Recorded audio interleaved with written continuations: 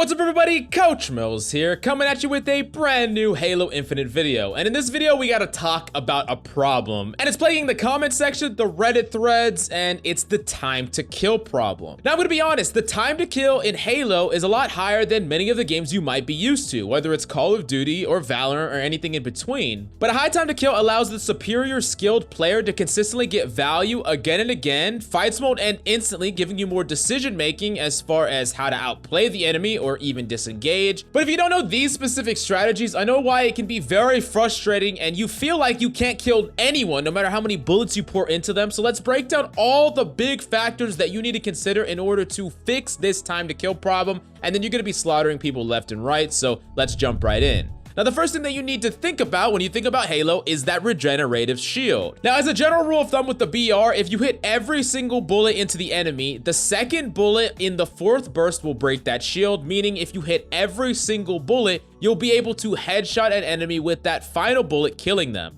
This is important for you to understand. Any bullet-based weapon will kill an enemy that has no shields, but it's gonna take a lot longer if you hit them in the body for the exact same weapon. Basically, to put this in perspective, if you break someone's shield with the BR and then spray them in the body, they can actually take up to 5 bullets in the body. It takes 1.5 BR shots in the body in order to kill them post-shield, as opposed to just hitting them once in the head. This could be equivalent to up to 3 bursts if you miss any shot, which can be very freaking frustrating when you could have just used 1 burst head level and finished them off. This is one of the many reasons why headshots are so important. In the same vein, post a shield break, a pistol will take 4 body shots to kill, while a headshot will only take 1. That is 3 extra shots that you have to fire to get the same result when 1 would do. Now, as a general rule of thumb, alien weaponry is going to be worse against flesh, because while alien weaponry breaks down shields much quicker, it doesn't have that one-shot headshot finisher that all the bullet weapons do, so keep that in mind. Now, another big factor that contributes to the time to kill problem in Halo is, unlike a game like Apex that honestly has very similar time to kill, Apex has full transparency where every single time you do damage, whether it's with the nade or with primary fire, you get to see exactly how much the damage number is doing, as opposed to Halo, where all that information is either visual cue looking at the enemy, or you just don't know it. Like, the grenades give you no information at all, whether or not they hit or how much damage they dealt. Now, this requires you to be hyper vigilant of an enemy's health state by whether or not their shield is broken or by how much they're lit up the certain color that their team is. They're gonna get more and more bright as they take damage until ultimately they pop that color and there are little staticies around them, which means their shields are broken, which means a one-shot bullet will kill them in the head. Now, the next big thing, one of the things that I think is contributing to a loss of fights a lot and people just not being able to kill anyone, is a lack of confidence in your damage dealing and your mechanics. This happens to me a lot right now in my games, Mid Diamond 3, where I will be pushing someone, dealing a lot of damage to them. They're dealing a lot of damage to me, but I'm still portraying confidence. I have confidence in my mechanics. I'm pushing them aggressively, and oftentimes they will give up on the matchup. They'll throw a grenade. They won't keep fighting me. But in reality, we were almost at complete parity, and they didn't take into stock how many bullets they did to me relative to how much damage I did to them. And it really, really matters. Oftentimes, if you feel like you're even a bullet ahead, it's 100% correct to stick to the engagement, because the second you whip out that grenade, unless that grenade perfectly blows up on the enemy, they're going to be able to push you.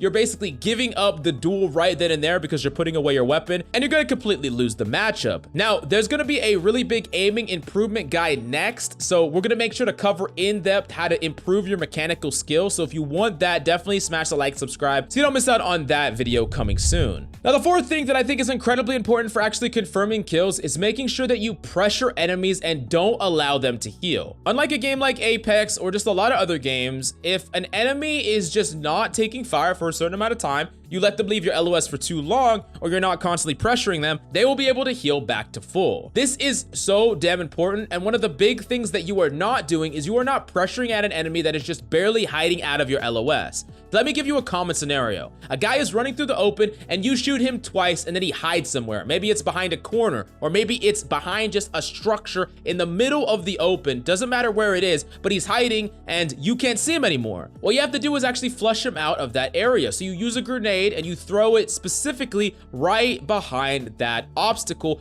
forcing that enemy to peek out. This basically forces an engagement with you and the enemy, but they're already weak, so you're gonna win that matchup. Now, in the same vein, if you are weak and someone wants to punish you, you can often grenade their choke so that if they want to chase you through a choke point, they will eat damage and it will level up the matchup. This is why grenades are so important, and in the future, I'm going to be using some more targeted footage to break down this exact engagement and ways to win matchups where you have a fundamental disadvantage, but that's going to take a completely new video because it's a lot that I have to break down in depth. Now, in general, a big mistake that I see often is people only spam grenades. They don't use them for specific purposes. While spam might work against good opponents, it's very easy for them to bait out those grenades, and they're really useful mid-combat. You don't want to meet a scenario just like that where an enemy is hiding behind an obstacle, but you don't have any grenades to force them out, and that means that you need to make sure that you have a certain amount of grenade management, and I've actually got some pretty cool examples that I can show off later on. Now let's move on to the melee, because I think this is actually the most important thing in the entire game of Halo. It's the most important thing in Halo, period, because of how freaking strong it is, whether you're confirming a kill or giving you the possibility to trade up in value. First scenario, you manage to kill an enemy, and then you manage to melee an enemy right before you die. That just allows you to kill, you traded, but there's an enemy there that is basically one shot to the head that someone on your team can follow up very easily. So you got to trade up in value with a single melee in an instant. You got to break someone's shield when it takes all these bullets to do so. Or the scenarios where you can kill an enemy and then you could do enough to another enemy and melee them to trade with them, melee trade, and then you got 2 for 1, which is still an amazing trade, actually even better than needing a teammate to do it. So that's why a melee is so freaking powerful. Now, one thing that everyone knows is that the melee one-taps you from behind, but in this game in particular, the sound volume is very low. It's actually pretty hard to hear enemies sneaking up behind you at all, especially when mixed in with your teammates' sounds. So it's really important to have constant situational awareness and check your surroundings often, because if you ever turn around sporadically or you have like that inkling that someone's behind you, you can sometimes catch people in the act, catch people lacking trying to sneak up behind you and melee you. Now, if you turn to an enemy and they're approaching you for a melee, like you just turned around and there's an enemy right behind you, if they're far enough back, you can just back up and spray and they're not going to be able to catch you, and you're going to be able to kill them really easily. You get free damage on them and you're going to win that matchup. But if they're really close to you, sometimes, especially right now where there's like a collision bug, you can literally push through an enemy and they will get lost often. The collision doesn't work perfectly right now, and I can't tell you how many times I've tried to melee someone and they literally like ran at me and it felt like I was freaking platform 9 3/4 and they just walked right through me. So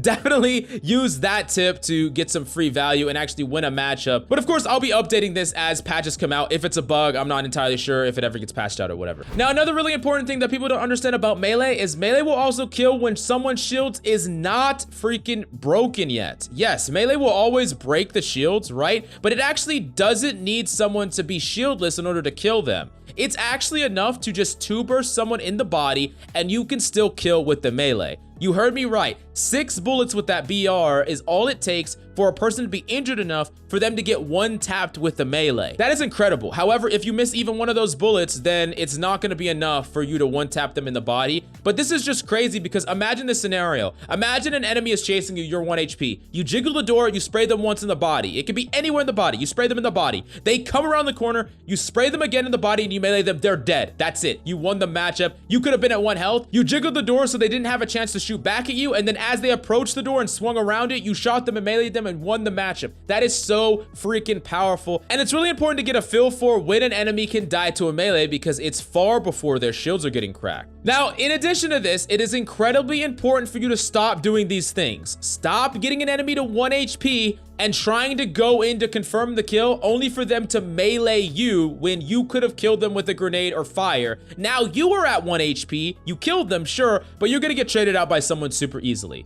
You didn't need to trade an entire chunk of your health in order to finish off this 1 HP target that had no options. Also, stop getting a target to 1 HP and allowing them to trade with you. I know that this has happened to you. It's happened to me too. It's very frustrating, but it's very easy to do, where you get that target to 1 HP, they turn the corner, you run in, you get grenaded, now they melee you, you freaking die, maybe you melee them back, y'all both die. It's just super frustrating. So make sure that if you have an advantage, force people out with grenades, distance yourself, don't let them get into that melee range, because melee is so powerful, it can make it very easy for enemies to finish you off or them to trade with you. Now, the last and probably most important topic that we have to talk about in this video, even if it's not super in-depth, is controlling space. Having things like high ground, controlling the LOS of angles and power weapons, holding off angles for your team, and fighting for open space, these are all very important things to control a map. Some of the easiest kills that you can get is when you're holding an off angle to where an enemy will back off from the fire of your team into an area they perceive as safe, but you have this off angle that you get to spray them and finish them off for free. I mean, I want to ask you a question. How many times have you run away from an enemy at 1 HP thinking that you're safe only to die from a random other angle? This is because this person has information and control of a high ground or an off angle. This is also why information is king overall. You got to realize where the enemy is, where they are grouped up at, how many are grouped up there, and every time an enemy dies, you need to reevaluate the information you have because you never want to accidentally get flanked, and the spawns could be a little sporadic sometimes. Also, if you have a really nasty off angle, make sure that you realize that if you get 1 kill or 2 kills from that spot, that information that you're there is now known, and you probably need to reposition, or else even if an enemy is not there, they're going to start attempting to flank you, and you definitely don't want that to happen. If you're ever in an isolated area though, by yourself, it is really important to make sure you have an exit plan. So if enemies come near you or they push you from a certain angle, you can get out of there, run, regroup with your team. And you can often jiggle peek open space so an enemy can't just surprise you out of nowhere. And if you jiggle peek, there's like 2 enemies there, you just unjiggle peek, you just dip out. And you already got your value in this off angle, and now you're not gonna die for free and you're gonna go regroup with your team. But I'm gonna be honest, guys, I really have just touched the surface of a lot of these topics. Like, this is an overarching view of the time to kill problem and many of the fixes,